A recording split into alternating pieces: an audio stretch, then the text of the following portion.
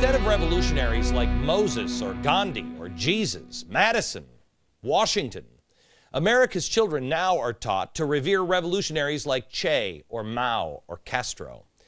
Well, let's take a look at who these people really are. Che. Che, the guy on the t-shirt that all the kids love now. He said revolution was a lot of fun. And, quote, I feel my nostrils dilate, savoring that acrid smell of gunpowder and blood of the enemy. That's who your son or daughter is having on their t-shirt.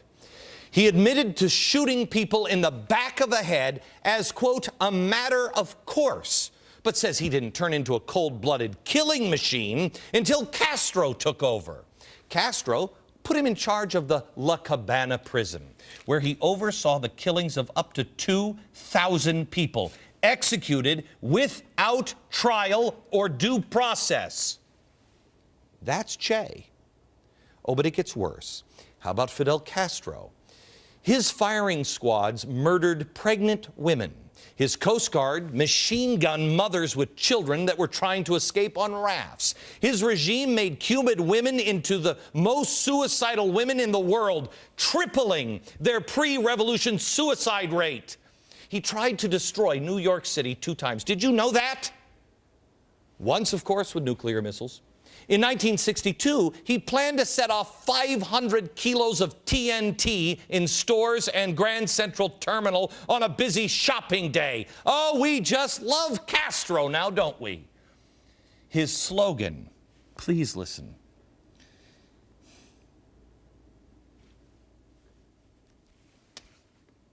Please listen. His slogan was revolution first, elections later.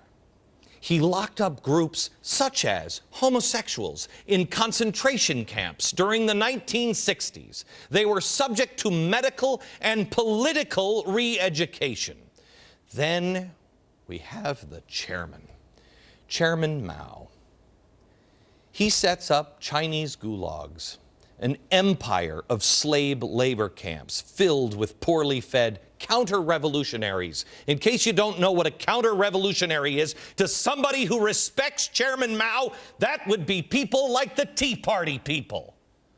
You are against the people in power. That's a counter-revolutionary to revolutionaries. He sent political opponents to reform camps, humiliated them in struggle sections, and declared the worst among the offenders should be shot. Those campaigns took hundreds of thousands of lives, many by suicide. Mao said, quote, people who try to commit suicide don't attempt to save them.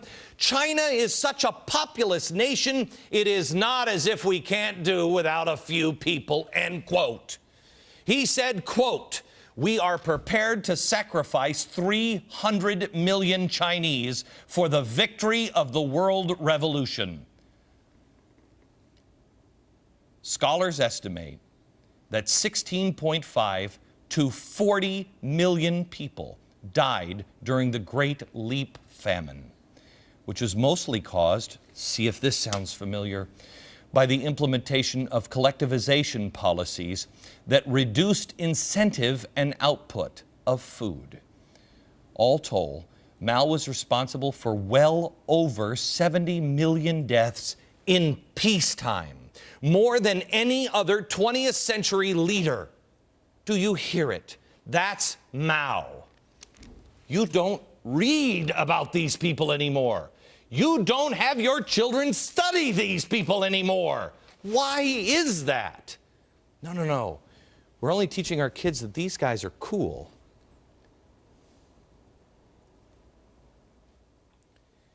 Is that because there are very powerful people with agenda that worship these radicals?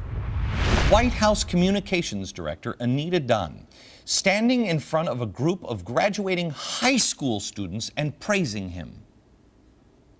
2 of my favorite political philosophers, Mao Zedong and Mother Teresa, not often coupled with each other, but the 2 people that I turn to most.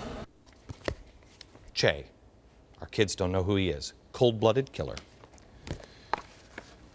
Anita, the latest on the list that now worships Mao Zedong. Then we have Valerie Jarrett. Valerie Jarrett. Do we have the Valerie Jarrett sound, please? Here's Valerie Jarrett. I don't know how many of you guys know Van Jones. Van Jones is... Ooh. This is his house, apparently. Van Jones, all right.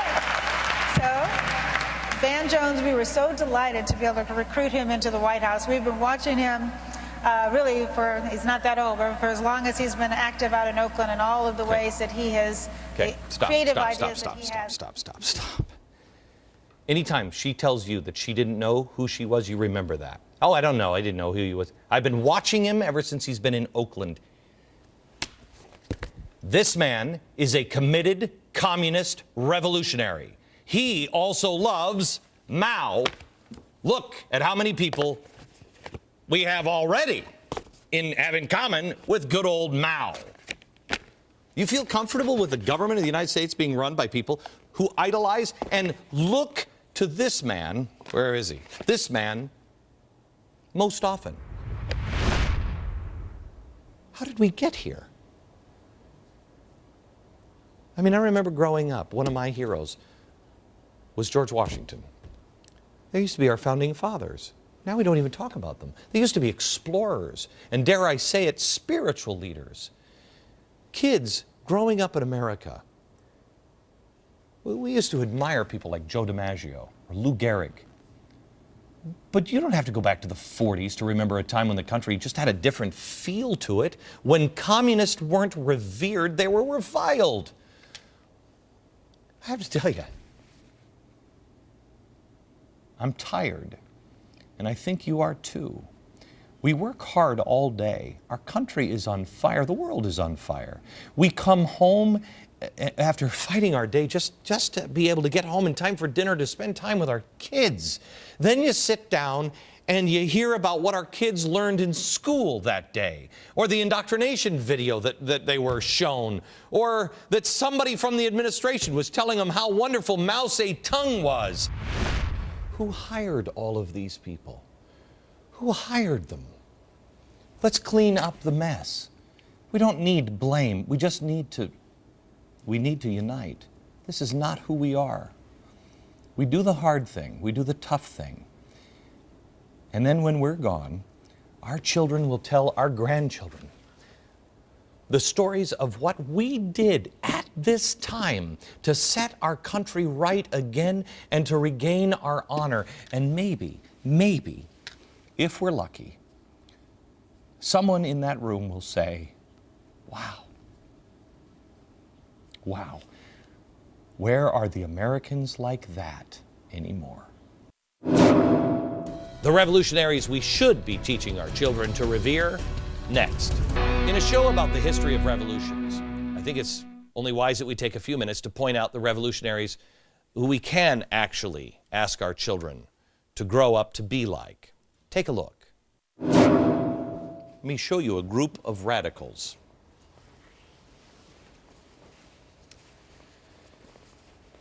These are revolutionaries. They were revolutionaries. Right to bear arms, liberty, freedom of the press, self-determination, thrift. These guys were called traitors, dangerous, awful.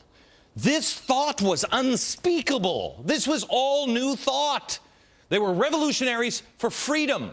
They fought tyranny and gigantic government and oppression because they thought there's a better way. They were willing to sacrifice their lives, their fortunes, and their sacred honor. They overcame. They defeated the most powerful government on the face of the earth. But how did they do it? How did they do it? Did they do it in the classrooms through slow indoctrination? Did they do it in the shadows? Did they do it with special interest groups and unions? No. They took a stand because they believed in something. They believed in freedom. They believed in you, and they believed in me. They believed in the freedom to assemble, to say whatever you want, freedom to practice any religion you wish without fear of the government. And they did it all without using indoctrination. Why? Because the truth these radicals understood was self-evident. They did it by speaking with something that Thomas Paine said was common sense. They'd be proud of the Tea Party movement. You know, they did the first Tea Party movement. Of course, they did it knowing that there would probably be a need for another one, but they hoped that there wouldn't be. In their wisdom, the new freedom would eventually come under attack. They knew it. It was a grand experiment. They didn't think it would even last 25 years. Well, they were wrong on that, but now we come to a crossroads. It is under attack by revolutionaries of a different kind. Still revolutionaries, still radicals. And only one is going to be right in the end. This group of radicals or this group of radicals. Oh, these guys far outnumber the last guys. Make no mistake, these revolutionaries are trying to overthrow the system that most Americans hold dear. They will tell you that I'm lying, that I'm whatever. Do your own homework. Listen to their own words on tape. They cannot deny what they have said. They've said it on tape. We play it. These are just the most recent people that we have on tape, expressing their disdain for the free market, expressing their love for Mao and Chavez and the redistribution of wealth. It's un-American. So you need to choose sides, because it can't, this doesn't work, guys. This doesn't work. America's trying to live right here. You can't. It's either this side or this side. And you cannot remain neutral, because if you remain neutral, it's going to be locked in place by whichever side has more desire. Final thoughts next. America, we must be aware of the intentions of the people who have a direct impact on shaping the course of this nation. And we must teach our children about those who have made this country great, not necessarily what it is today, so they can grow up to want to be more like them. Grow up to be the highest self that they can. A special thanks to Radical-in-Chief author Stanley Kurtz and Shadow Party co-author Richard Poe for their commentary tonight. From New York, good night, everyone.